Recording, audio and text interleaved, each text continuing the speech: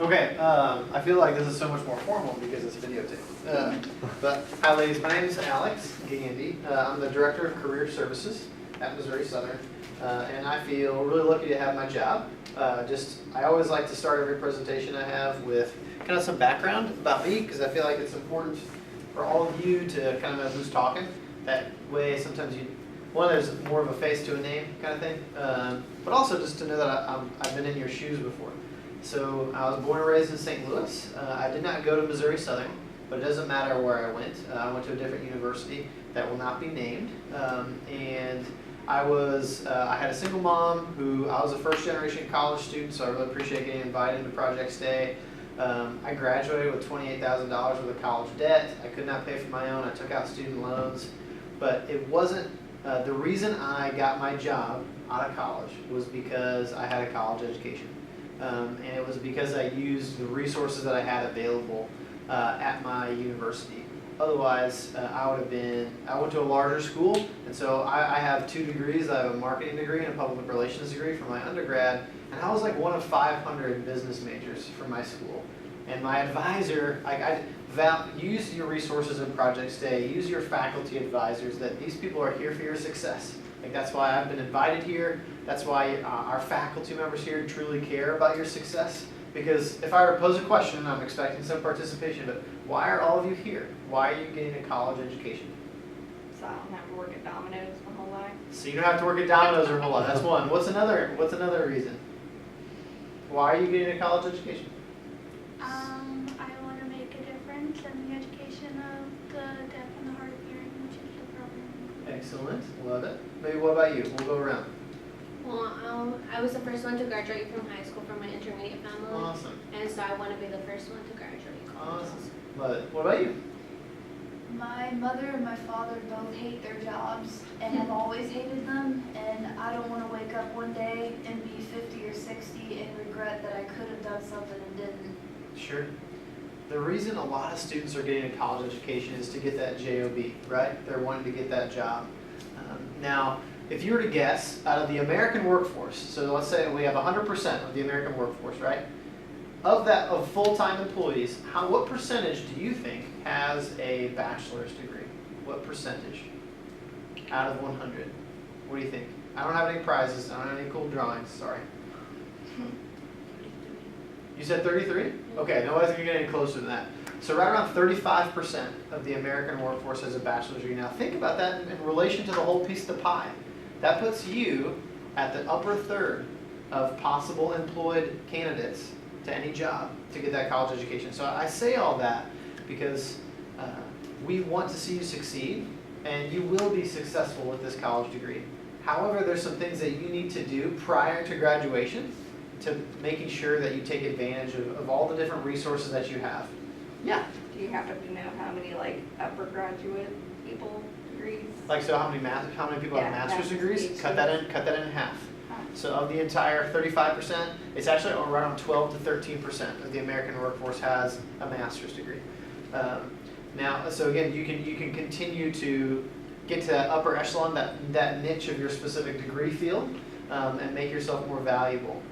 But why I say all that is because I had my advisor for my undergraduate program was a 23-year-old grad assistant, okay, who could not care less about my preparation for transitioning from the classroom to the career. He just cared about his graduate program, okay? And you have a Project Stay advisor and a faculty advisor here that care about your preparation. And one of those key pieces of preparation is internships, all right? Oftentimes, students will be conflicted about whether or not how to gain professional experience prior to graduation, and the #1 way to do that is through internships. I want everybody to look at this handout here. Are you career ready? So there are 8 key skills, and we get this information from the National Association of Colleges and Employers. So this is an association that is worldwide, that works alongside HR generalists, human resources people, talent acquisition people, recruiters, businesses, alongside colleges and universities and career services professionals like myself. And when we ask those employers, what skills does every single candidate need, regardless of if you're an engineer or if you're a nurse or if you're a teacher or if you're a construction worker. What are those skills that you need? And these are the skills that every person needs. These aren't in any necessarily order. They're not necessarily ordered in importance, but each student needs those. And some of our degree programs here at Missouri Southern have some of these experiences embedded within them, more so than others. Like say for example, you go into teacher education. In teacher education, you're going to get on-the-job experience because of your practicum and your student teaching experience. But what if you're a communications major? What if you're mass comm? Or maybe what if you're a psychology major? Or what if you are going into industrial engineering or marketing? How are you going to gain some of these professional skills? And the answer to that is to engage in resources and programs here at Missouri Southern, whether that's through Project Stay, whether that's through the Career Services offices, whether that's through the CAB events. Those are all really important. So I kind of wanted to walk through why am I talking about these skills, is that internships are a great way to start gaining some of these skills. Because anybody can tell me, so I've sat in on a lot of interviews, and a lot of students struggle with this. If I ask you the question, what are your strengths and what are your weaknesses? All of you are going to be able to answer that question. But I would say most of you in this room won't be able to give me context to that strength or context to that weakness. So for example, if I were to ask you, hey, what are some of your strengths? And you said, well, communication, I'm a really good communicator. In my head as an employer, I'm asking, okay, thanks for telling me your strength is communication. Give me context. How have you gained those communication skills? Because without that, sometimes you can be perceived as less credible. If you talk in generalities or if you talk ambiguously, then you're not going to be able to give that employer, sell yourself to that employer. Whereas internships give you the context to articulate your knowledge, your skills, and your abilities in the realm of a professional experience. And I would say one of the things that students struggle with most of these different skills, like there's critical thinking, oral and written communication skills, teamwork, digital technology, leadership, professionalism, work ethic, career management, and global intercultural fluency. I would say the number one way that a lot of our students really struggle is with leadership. When an employer asks you, what kind of leader are you, or what kind of leadership skills do you have, a lot of our students haven't pressed into leadership type roles. So I would also challenge you, an internship allows you to gain experience in professional organization, but also take leadership and ownership of projects and assignments, so you to be able to holistically talk about how you are a leader. Or even oral and written communication skills. You'd be surprised, and I hate, because I'm a millennial, I do not like to bash on millennials, okay? I try not to discredit them too often. But because of cell phone technology, because of text technology, because of social media cultures, we tend to lack in oral and written communication skills. When it comes to face-to-face, if we were to sit down in an interview setting, and I was going to judge you based on your eye contact and your verbal responses to my questions, some of you may not be as well rehearsed as others. An internship, or pressing into the internship process, gives you that first-hand experience of interviewing, and also being in the job, and being in job meetings, being able to interact with professionals. We have, and again, I always like to shamelessly plug all of our events. We have an event coming up on October 24th called it's called the Internship Expo. I would strongly encourage all of you to attend. Because at the end of the day today, I'm going to challenge you to start researching companies. We're going to talk about that. But the first way to start researching and connecting with companies is to interact with them face to face. Now, I will not deny that the prevalence of LinkedIn and social media has increased the likelihood of you connecting with an employer outside of being face to face. However, face to face interactions typically increase your chances and likelihood of having top of mind awareness with that recruiter or HR person. So that way, when they see Jane Smith or John Doe on that application, they say, oh yeah, I saw them at Missouri Southern. And they shook my hand really strongly, and they made great eye contact, and they talked about their passions and interests. So I'm going to hire them for that internship. Okay? I want to play a short video before we kind of progress into 12 keys to an internship success. And it's about just the importance of internships, and just has some additional information on there.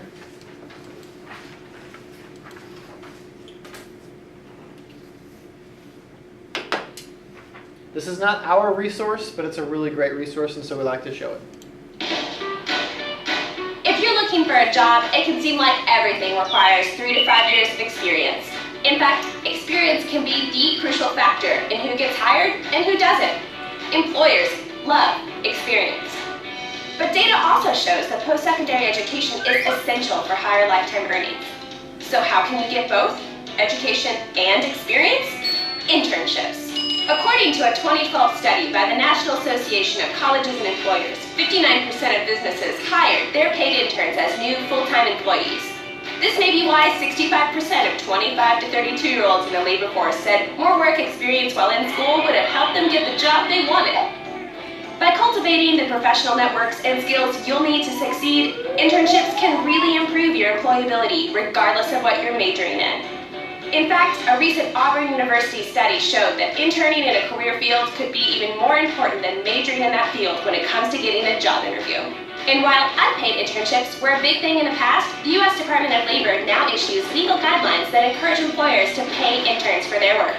In fact, both national and local data indicate that the overwhelming majority of internships are paid. So intern early and intern often.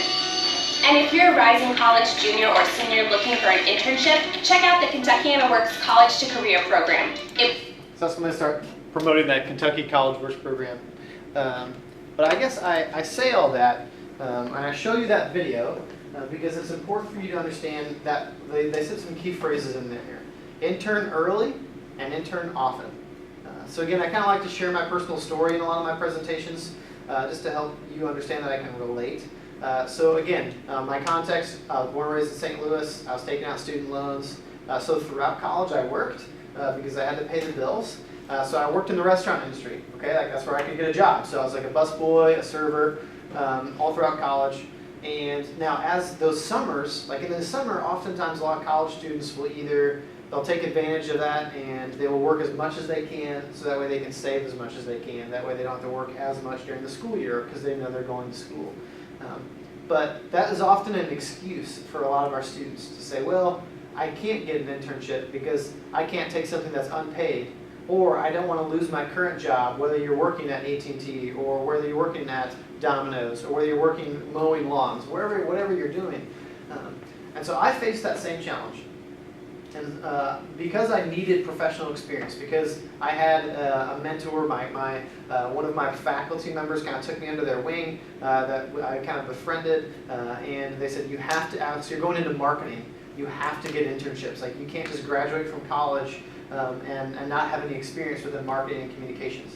You have to get an internship. And so he exposed me to a few different opportunities in the St. Louis area, even though I didn't go to college in St. Louis.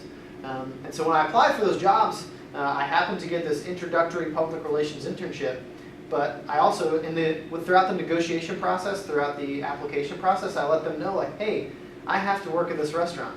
And guess what? That internship employer said, let's work this out together. What if you worked for us on Mondays, Tuesdays, and Wednesdays, and you work and you try and get as many hours in as possible, from 8 to 5, or from 7 to 5, 7 to 6, and then we'll give you Thursday and Friday off. That way, on Wednesday night, Thursday night, Friday night, Saturday, and Sunday, I was at the restaurant, okay? And then the rest of those times, I was still gaining professional experience. Don't be afraid to make that ask of an internship experience, because a lot of them are flexible. I think too often, students perceive internship opportunities as inflexible because you are working with an employer, maybe that is a second employer into the one that you're already working for. But a lot of those employers are very willing to work with you because they know you're a student. They know that a lot of internship experiences are learning opportunities. Those aren't specific jobs. Those are learning opportunities. And so it's really important for you to understand that internships can provide you that flexibility for you to maintain your current job, but also gain professional experience. And so before we keep moving on, I wanted to show you Hire a Lion. Who's been on Hire a Lion before? Everybody raise their hand. Okay, half of you. That's not a bad ratio. Hire a Lion is the #1 way and the #1 resource that you'll find internship postings at Missouri Southern. And those are employers that are actively seeking out Missouri Southern students for internships. So I'm going to kind of log in into Hire a Lion with you to show you how to do that. So you click on, if you go to mssu.edu/career, you will find that on the left-hand side here, you'll find students and alumni, and underneath that you'll find Hire a Lion. And you just click on Hire a Lion Login. and I will log in as a student. So you see, we'll see the same thing. And when you log in and you land on the dashboard, you're going to see a few different menu items. But the one that I'm going to navigate to right now is the job internship search button. And then click on job and internship search. Okay? Now, who can tell me how many jobs are posted on the HireLine right now, right as we speak? Over 200. Over 200. We have 207 jobs. By the way, this is a person, I'm going to get on my soapbox a little bit. Oftentimes, students will be frustrated in their job search process. And they will come into the Career Services office, and they will describe to me their frustration and anger, saying, hey, I can't find any jobs that suit me. And I'll ask them, hey, when was the last time that you logged into HireLine? And I'll say, oh, well, I logged in 2 weeks ago. Okay. HireLine is very fluid. If you were to guess how many jobs are posted onto HireLine each day, how many would you guess on average throughout the year? Now, granted, we're not in the hundreds because there's only 200 jobs posted right now. How many jobs would you say are posted per day on HireLine? 20? A little bit less. 10 to 15. 17. 17 jobs are posted on a HireLine every single day. And so we really try to encourage students to be checking that regularly because you never know what's going to pop up. So let's look at the top here, there's a few different search categories that you can find. And there's a position type. I want you to notice this position type. You can click on See All, and then click on Internships. You click Apply, and then that will sort the entire list. So we went from 207 to 22. So right now there are 22 internships that range in all different types of vocations. Like for example, the Missouri House of Representatives has a spring internship. Leggett and Platt has posted quite a few internships, whether that's being a web developer, being in accounting or finance. There's a financial internship. IT has an internship posted. There's a marketing internship posted on there. A programmer, resource development. There's animal keeper, Turpentine Creek Wildlife Refuge. There's a lot of different internship opportunities on HireLine. So I think a lot of students may be intimidated on how do I find an internship? Well, the first way I would encourage you to do is log into HireLine and check that out. Now, I will also be completely transparent. We know that HireLine is not the end-all, be-all, mother of all things job postings. So there's some also really great resources out there to also find internships. What are some of the job sites that some of you ladies have visited before? Monster, Indeed. Monster and Indeed. We'll stop there. Monster and Indeed Indeed is the number one, and then Monster.com is the number two as far as a collection of job opportunities that some recruiters are using, as well as LinkedIn. LinkedIn is also, despite that being a social media platform for professionals, LinkedIn is also one of the most exclusive ways to find professional experiences within your specific field. Okay? All right. So I kind of showed you how to find an internship. I kind of talked about the skills that you'll gain from internships through the National Association of Colleges and Employers. Okay? Let's go ahead and transition to 12 keys to internship success. I want everybody to find that handout. And then you remind me, and I'll send you all the digital copies of these handouts when we're done.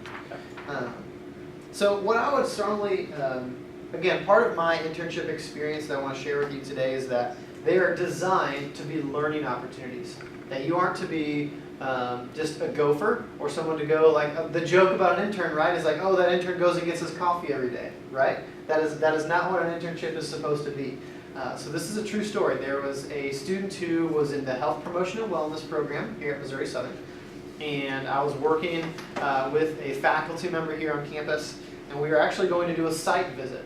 So oftentimes, if you have an internship with a faculty member for college credit, you'll typically have a class that's associated with it, and you'll have faculty supervision. So that faculty member and I were going to a local workout establishment, which we're not going to name that organization. And we walked in, and we see this student sitting at the front desk. We're going to say this person's name was John Smith. And I'm like, hey, John Smith, how are you? How are you doing today? Good. What have you done today? Well, I've sat here and I've answered the phone and I've taken out the trash. Okay, that may not be every day. John Smith, what did you do yesterday? What did you do this week? Pretty much the same thing. Okay, and this student had been in there for about a month. John Smith, what have you been doing this whole time? Have you been learning, have you been learning anything about the health promotion and wellness industry? Have you been working with the owner? Have you been working with trainers? Have you been working on healthcare plans or diet plans, anything like that? Nope, not really. So guess what we did? We took that student, we removed that student from that experience. That is not an internship. An internship is not you being an employee. That video that I shared, the Department of Labor and the Fair Labor Standards Act has said that an internship ought to be a learning opportunity. You are not to just be some Joe Schmo employee. It is designed for you to be learning something, whether that's about your profession, whether those are about principles that you've deemed necessary with a faculty member, you should be learning something. So that's why the first one is set personal goals. Have regular meetings with your supervisor, and tackle tasks with enthusiasm and a positive attitude. Oftentimes there are two different types of internships. There are paid and unpaid. And in that video it talked about there was kind of a national uproar within internships, that students were having unpaid opportunities, and they were kind of feeling like, one, they were taking a class, so they were paying tuition dollars for an internship class and being involved in an internship. And that kind of created some tension within students. And so that's why the Department of Labor sat down and said, hey, should we be paying these students? Should we be creating some type of learning environment? Let's make sure that students are perceiving internships as valuable to their potential profession. Okay? And that's why I caution you, if you are working with an employer who is going to have an unpaid opportunity, one, make sure that you're getting some type of college credit for it. Make sure that also, if it is unpaid, there are some very specific guidelines that the Department of Labor requires them to complete. Like, it has to have a defined start and end date. There has to be learning objectives. There has to be a faculty advisor. There has to be a supervisor that regularly meets with you at the specific employer. Okay? So don't get taken advantage of. I don't want anybody to be taken advantage of by an unpaid internship. Now, unpaid internships are real. Okay? And some of you may have to press into that. So my senior year, I was on the 4.5-year plan. Don't judge me. My senior year, between my super senior year and my senior year, I took an unpaid internship at a public relations firm because it was a highly sought after public PR firm, and I was with a large group of interns, but I got college credit for it. But that industry. Some industries just have unpaid internships. Okay. Now, if you go work at Leggett & Platt and you're an intern, okay, they're going to pay you. So that also means that if they ask you to take out the trash, you're going to take out the trash because you're a paid employee. A lot of those requirements as far as learning objectives also are associated with paid internships and unpaid internships. Does that make sense? Also, internships have become a recruiting funnel for organizations. So oftentimes, if you go intern at, let's say, the Missouri House of Representatives, okay, and you're a political science major, guess what? Everybody you work with is a potential employer for you. And so that's where many of our students don't understand that as you intern, you're building your circle of influence. It is your job to build that circle of influence throughout your undergraduate degree program. So again, I'm going to ask you a question here, but let me tell you a story. There's nothing more deflating than when you graduate and you get done, all right? You've worked for 4 years and you've worked really, really hard, and you've studied, you've done all-nighters, you've complained to Eddie, you've pulled your hair out, okay? But you get it done and you graduate. And you shake Dr. Marble's hand off the college stage and you walk off that stage and you're finished. Guess what everybody and their brother asks you? What do you think they ask you after you graduate from college? You have a job. Yep. Where are you going to work? What are you going to do now? What are you going to do? Where are you going to work? Where's your job? And that happened to me. Okay? That was me in college. Despite even having internship opportunities, I was still, it took me roughly 2 months to find a job. Do you know what the national average is for someone to find a job after graduating with a 4-year education? How many days?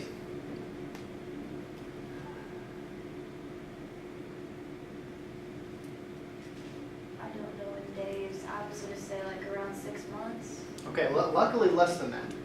It's the average for a college graduate to attain full-time employment or to gain enrollment in a graduate school is typically 85 to 90 days.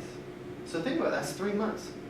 So you need to start now and preparing and starting to plant those seeds and to prepare yourself for your transition from the classroom to the career.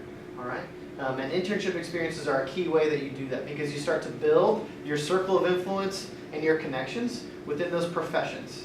And did you catch what that video said? That even if you intern at an organization or a company that may not be directly related to your profession, that can be still a really good opportunity because you're building a reference as well as you may be gaining professional experience in something that you discover that you really, really like. Okay? And again, because you guys are all adults, I'm not going to go through everything in each of these opportunities, but just understand that when you are interning, that people are watching you. More and more, and again, the video said this as well, more and more interns are hired as full-time employees than cold turkey. So if you apply, if you are against a competitor, that's someone who has interned at an organization versus someone who hasn't, the person who has interned at that organization will have a leg up. Now, the last two here are how to research companies and job search, okay? Here's why I tell you this. Here's why I start talking about how to research companies. Some of you are going to go into a profession that you don't actually find an internship. So for example, who has a major, who's declared a major in the room? Okay, I'll pick on you. What is your major? Criminal justice. Okay, criminal justice. This is a really good one. So what if you go to higher line and there aren't any criminal justice internships, right? What do you do? And this is a common challenge that a lot of our students face. You need to research companies. So you need to start working with faculty members and advisors to say, who are some of the top organizations that hire our students? So let me show you a resource on how to research companies. If you go back to mssu.edu/career, and I'll go back to the home page. On the left-hand side, you're going to see graduate career outcomes. We're going to click on that. And every year the Career Services Office surveys all of our graduates to say, hey, where'd you get a job? And they tell us. And this can be a really great springboard for you to find where are some of these students going that have my same major. So let's scroll down here and we'll find criminal justice, which by the way, okay, top employers. So these are the top employers of all Missouri Southern students. Freeman Health, Mercy, those are always going to be top 1 and 2 because of how big they are. Healthcare in general is the largest industry within the 4-state community, by the way. That's where most of the jobs are. Walmart, Leg & Platt, you'll find some school districts within there as well. Downstream Casino, Empire Electric, CFI, I could go on. So we're just going to scroll down and what we're going to do, all of our degree programs are also, we find out how much they make. You'll find that industrial engineering technology has the highest first year income, but we want to find where are those criminal justice students going. So you'll see it starts with accounting and then it's alphabetical. So let's go to the C's. Criminal Justice Administration, right here. So they had 78 total graduates, and we survey them. Looks like we had 64 surveys. But this will tell you where did they go to work, and what was maybe some of their opportunities. Like what did they do?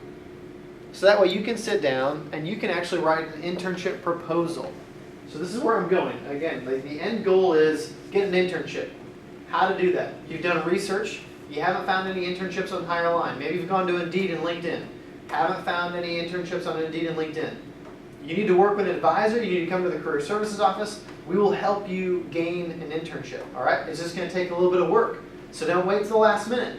If you come see me in May and you want a summer internship, it's going to be really hard to get you a summer internship. But we'll work as hard as we can to help you find one. But oftentimes our students will write what's called an internship proposal. So you find, say that as you're working with, let's say the Joplin Police Department or the Jasper County Juvenile Center, and you want to intern for them. You can write an internship proposal, talk about those learning objectives. What do you want to learn? What skills do you want to gain? And what is the timeline? As well as talking about compensation. A lot of our students do that, and a lot of times, because you're being proactive and you are seeking out that company and that organization, you'll actually get you'll get a very positive response. Okay, I had a student who did this last March, who was going into human resources. Okay, there weren't any human resource internships on Higher Line. However, we worked with a local staffing agency, and that student wrote an internship proposal and was able to gain an internship. But that was because that student was proactive. Okay, does that make sense? And so know what companies hire the graduates that are in your degree program. And we would love to sit down and work with you on that and help you find that, okay? Last but not least, the job search process. Oh yeah, sure. So it's on Career Services, and then you do what? Oh, good question. On the left, there's a button called Graduate Outcomes. Graduate career outcomes is technically what it is. On the left-hand side here. And then it breaks it up by year. So we did this, we date this back to 2011, 2012. That we have this going back 20 years, the graduate employment report. So Southern tracks all that information because we care about your success. We want you to be successful in your job search. Whether that's a faculty member or a staff member like me, we want to see you succeed. But there's some steps that you have to do to take that. And one of the most important ways to do that is through an internship. Okay. And by the way, guys and gals, internships are jobs. Okay. That is a time, that is a professional experience. And so when you are searching for that job, you need to take that as a professional interview. So within the job search process, don't discount the internship application process. Make sure that you value that as a potential job. And then while you're on the job, make sure that you are behaving professionally, but that you're engaging and working with enthusiasm and excitement and asking good questions. There's nothing worse than being an employer and having a new employee, like an intern, who isn't engaged or isn't excited or isn't enthused. And so those are some of those common characteristics that you can exhibit while you're on an internship to showcase you as a potential employee later on. Yeah? Can we do internships as freshmen? You bet, absolutely, yes. Okay. So the last thing I want to talk about was our Internship Expo on October 24th. Did I already talk about the Internship Expo? I think I talked about our Internship Expo on October 24th. We're going to have a very intentional subgroup of companies. So we're not inviting everybody. We're only going to have about 20 to 25 companies here. It's going to be in the ballroom of the Billingsley Student Center from 10 p.m. or 10 a.m. to 2 p.m. Goodness, it's going to be an all-nighter. And there are going to be organizations from every industry represented from the four-state area to talk to you about internship opportunities. And it's never too early to have start an internship. Never. Absolutely. Absolutely not. That's a great question. And then within your degree program, do you know who your advisor is in criminal justice? J.J. Sperlin. Okay, so Professor Sperlin will be more than happy to sit down with you and start that learning opportunity. Absolutely. And to help you seek that out. And we would too. And so would Eddie. Anybody here would want to help you, for sure. Thank you. Yeah, no problem. Because those internships within the criminal justice sector are going to be a little bit harder to find. Any other questions? That concludes my presentation.